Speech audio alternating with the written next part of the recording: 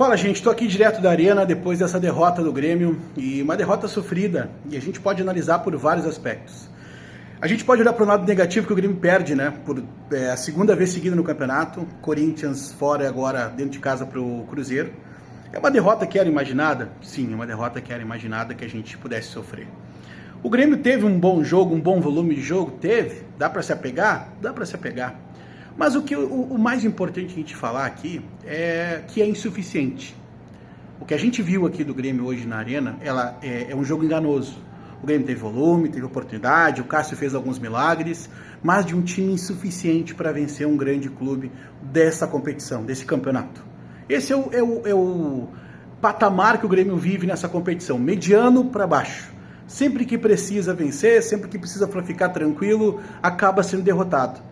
O Grêmio não tem uma força ofensiva positiva no campeonato. O Carlos Vinícius, de novo, numerou um segundo jogo abaixo da média. Recebeu poucas oportunidades, é bem verdade, mas muito abaixo. O Grêmio tem uma boa saída com a Muso. O Alisson muito aplicado taticamente, mas nada efetivo na frente, nada que pudesse a gente elogiar do Alisson hoje. O meio-campo burocrático com o Edenilson, que não apresenta nada de melhora. A saída do torcedor aqui na Arena é de uma saída de um torcedor que está gritando e clamando, né, do presidente, pela saída do presidente. É o último jogo dessa gestão aqui na Arena, né? Última partida que vai ser dessa gestão. Já sábado teremos o novo presidente do Grêmio.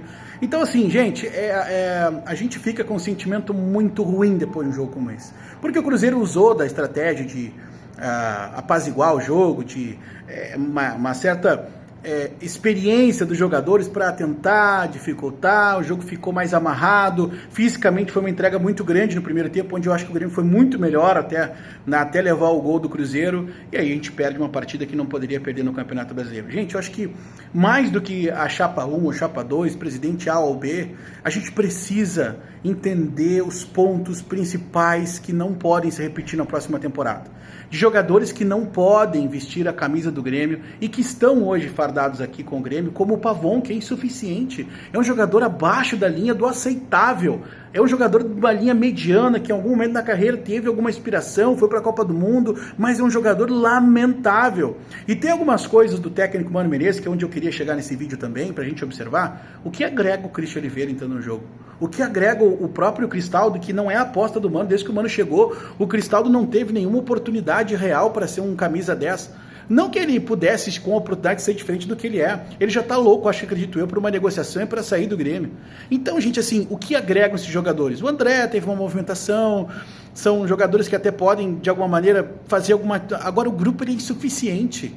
O grupo ele é abaixo da linha do aceitável. A gente de novo perde uma partida aqui para o Cruzeiro por falta de qualidade, falta de um lance diferenciado, uma calma para fazer o gol. É verdade, um pouco de sorte também poderia ser um fator importante, mas de novo a gente perde uma partida que a gente poderia ter vencido e teve a cara de uma partida para o Grêmio vencer, porque o Grêmio teve volume de jogo, o Grêmio teve transição, o Grêmio teve transpiração, não é um time que não se entregou, longe disso, um time que se entregou, teve estratégia do Mano, mas foi insuficiente, isso que dói demais. É isso que machuca muito, porque não foi suficiente para vencer o Cruzeiro, não foi suficiente para vencer o Corinthians, não vai ser suficiente para vencer outro jogo grande da competição. São erros que não podem se repetir, porque a gente precisa de valores individuais que possam agregar cada vez mais ao Grêmio. A gente precisa de um dia iluminado de um jogador, a gente precisa de um toque diferenciado, e não só o Arthur percorrendo o campo com a qualidade, com a técnica de passe, com a técnica de achar os espaços dentro do campo. A gente precisa de mais. Eu quero aqui abrir um parênteses bem importante, que eu fui contra por muito tempo aqui no canal, muito contra, e agora eu volto a bater nesse tema. O goleiro Volpi, de novo, numa cobrança de escanteio, uma falha do setor. Não estou aqui colocando a culpa no Volpi, mas a insegurança que ele passou nessa noite, de novo, depois de um jogo contra... Ele teve defesas boas? Teve defesas boas. Eu acho que é um goleiro que tem as suas valências, que é importante, mas é um goleiro para ganhar títulos. É um goleiro para aspirar coisas grandes em competições? Eu acho que a gente deve se perguntar. No mínimo a gente deve fazer esse questionamento para a gente saber se ele é esse goleiro, se ele não é. Eu acho que abre uma discussão de novo, porque realmente eu não fico, pelo menos da cabine de onde a gente está fazendo o jogo, uma segurança. Tem passe, às vezes, né, tem passes horrorosos, às vezes dá um passe no peito, ótimos, mas tudo isso insuficiente. É a palavra que define o jogo do Grêmio hoje. O Grêmio entregou tudo que tinha para essa partida. Teve estratégia, teve volume de jogo, teve transpiração. Não dá para dizer que os jogadores não tiveram garra. O que jogou o Noriega, o que tentou. Agora, pontinhos cruciais fazem diferença. Por exemplo, o que é que definiu o homem da bola parada do Grêmio? O que é que disse que o Marlon é bom cobrador de alguma coisa? Eu não entendo. As cobranças de escanteio, todas elas. Dificilmente acha alguém. Cobranças laterais de intermediária. Dificilmente se tem alguma coisa. Ah, teve uma cobrança por baixo que o Marlon quase faz o gol, mas mais na falha do Cássio do que do próprio mérito. Sejamos sinceros. Ele quase faz aquele gol num chute forte no meio, mas seria um frangaço do Cássio, que virou o Neuer contra o Grêmio, porque né, aí também a gente conta com um azar desgraçado, porque os caras quando vêm jogar contra o Grêmio eles se transformam. Né? Teve gente que até pediu esse goleiro no Grêmio, tá? Tem as suas valências, mas eu não esqueço de 2021 que ele fez com o Corinthians lá no Alfredo Jaconi.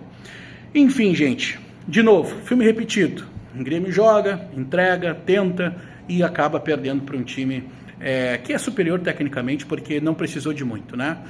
Não teve seus principais jogadores jogando muita bola. O Caio Jorge não foi o personagem do jogo, o Matheus Pereira não foi o diferencial. Foi uma bola parada. Uma bola parada se decidiu um jogo como esse dentro de casa. O Grêmio, 2 derrotas seguidas, Corinthians e Cruzeiro. Fica ainda naquela faixa intermediária de tabela. E se o Grêmio não se ligar, se o Grêmio começar a brincar, daqui a pouco pode ter até um certo nervosismo no final de competição.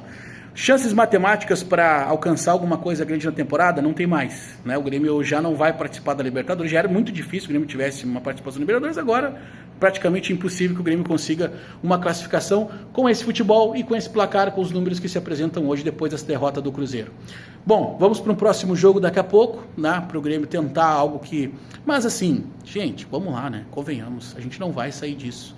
A gente não vai sair, infelizmente, de um time que tem pouca força ofensiva, um time que tem pouca qualidade técnica para diferenciar um jogo, para conseguir ter um toque de qualidade, algo diferencial para decidir um jogo, e a gente não consegue. O Grêmio trabalha, mas não consegue. Não tem bola parada, o Grêmio não tem o suficiente para conseguir vencer os jogos grandes, seja em casa, ainda menos fora, que aí vira uma loucura total. Então, gente, é isso, tá?